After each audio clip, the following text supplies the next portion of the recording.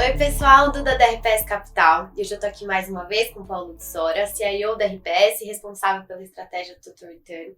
Paulo, agosto foi um mês marcado por um cenário muito positivo aqui no mercado local e um cenário bem desafiador lá fora, né? Apesar disso tudo, o Total Return apresentou uma performance positiva de 4,5% versus 1,2% do CDI. Queria que você comentasse os principais papéis, posições que foram responsáveis por essa performance positiva. Oi, Duda. Obrigado. Mais um Performance Attribution aqui. Então, foi um mês que as coisas deram certo para a gente, né? Na verdade, já é o terceiro mês aí que a gente tem tido uma performance muito boa. Eu acho que a gente, esse mês, como a gente tinha falado na virada do mês passado, a gente estava um pouco mais animado com o Brasil, por conta de fim de ciclo de juro, atividade econômica um pouco melhor do que se imaginava, resultados bons das empresas no segundo trimestre, um valuation interessante de Brasil no absoluto e no relativo. E aí a gente veio um mês bem comprado em Brasil, né? Um mês que a Bolsa Brasileira descolou das bolsas internacionais.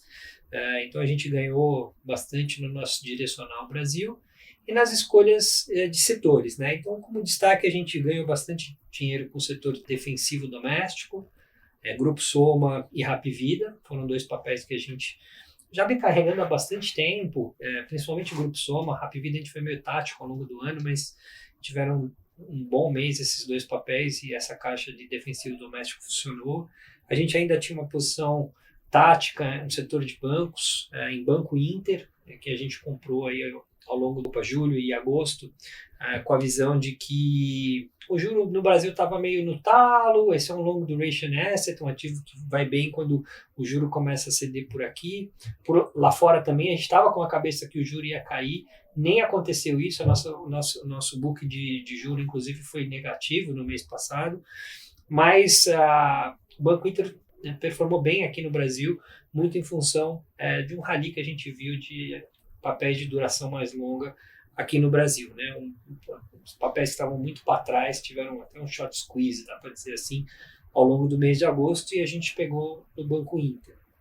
Além disso, no setor de cíclicos domésticos, a gente tem uma posição comprada em Local Web e em PagSeguros, também com mais ou menos o mesmo perfil do Banco Inter, de duração mais longa, papéis que tinham caído muito e que estavam com um fundamento bottom-up relativamente bom, e a gente conseguiu gerar alfa com esses dois papéis.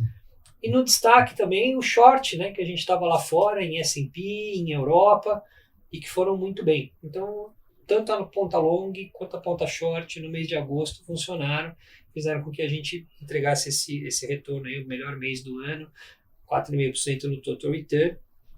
E acho que essa é a explicação aí, ter acertado o Brasil contra lá fora e um pouco de geração de alfa dentro do Brasil. Teve também uma movimentação de um fluxo estrangeiro, né, que veio aqui para a bolsa local. Você quer comentar alguma coisa sobre isso? Foi um mês muito bom para a Bolsa Brasil, né? Foram 14 bilhões de reais de dinheiro novo de estrangeiro na Bolsa. Um pouco foi em função dos dividendos de Petrobras, Vale e Banco do Brasil. Acho que o pessoal antecipou o dividendo que foi pago no final do mês, ao longo do mês. E acho que tem sim um pouco o que eu estou chamando aqui de vitória por WO, né? Então, assim, a Europa está numa situação caótica, China com muita dúvida sobre Covid, sobre recuperação econômica, setor imobiliário, Estados Unidos ainda no estágio anterior no Brasil em termos de ajuste monetário, o Banco Central falando grosso, a economia tendo que desacelerar. Então, assim, não está fácil também o quadro nos Estados Unidos, e o Brasil, dentro do grupo dos menos piores, se destacando, porque tem uma certa independência na questão energética, é um país exportador de coisas básicas que o mundo vai precisar, com inflação ou sem inflação, com guerra ou sem guerra, não tem como. Nós exportamos coisas básicas e nesse momento é muito bom. É uma economia relativamente fechada, então também depende pouco de importação de coisas, com bastante estímulo fiscal que a gente viu aí nos últimos tempos no Brasil, aumento dos auxílios, cortes de impostos, a gasolina caindo, dando mais renda de curto prazo para o consumidor brasileiro, e aí a economia doméstica indo bem. Então a gente viu um pouco essa junção de coisas positivas no Brasil se refletindo nesse fluxo estrangeiro, que foi decisivo para realmente a Bolsa Brasileira descolar do que a gente viu lá fora. E nesse contexto, esse pano de fundo que você deu, comenta um pouquinho sobre as principais movimentações setoriais que a gente teve em agosto.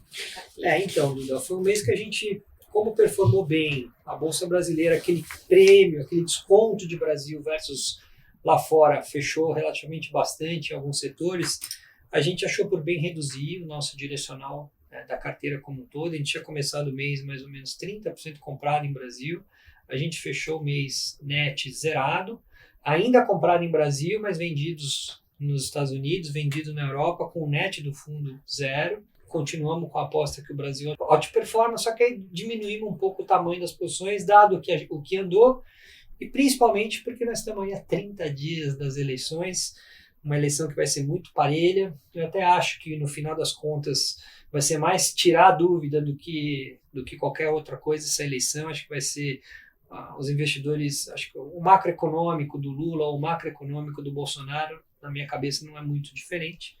Mas vai ter muita volatilidade, pode ter muito deslocamento de movimento no micro, nos papéis mais ligados a Bolsonaro ou papéis mais ligados a Lula.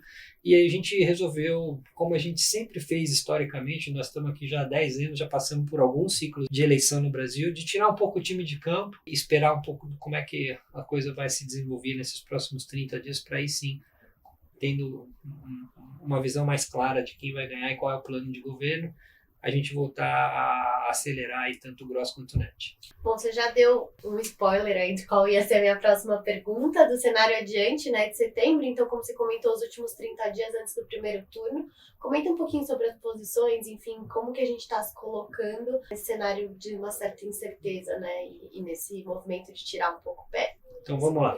Bem direto, assim, a gente continua comprado em Brasil, relativamente à Europa e Estados Unidos.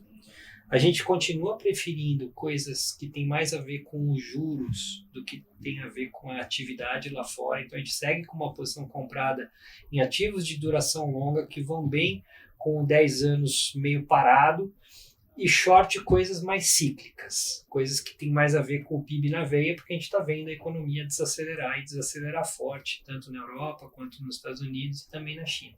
Então, nós estamos meio short PIB, long de juro de longo prazo, porque até a gente acha que se o Banco Central americano vier falar grosso e falar mais grosso e der mais juro de curto prazo, porque tem que, de fato, overkill essa inflação que continua incomodando, reduzir a questão de emprego, porque, de fato, por mais que desacelerou, ainda a formação de emprego está muito forte nos Estados Unidos.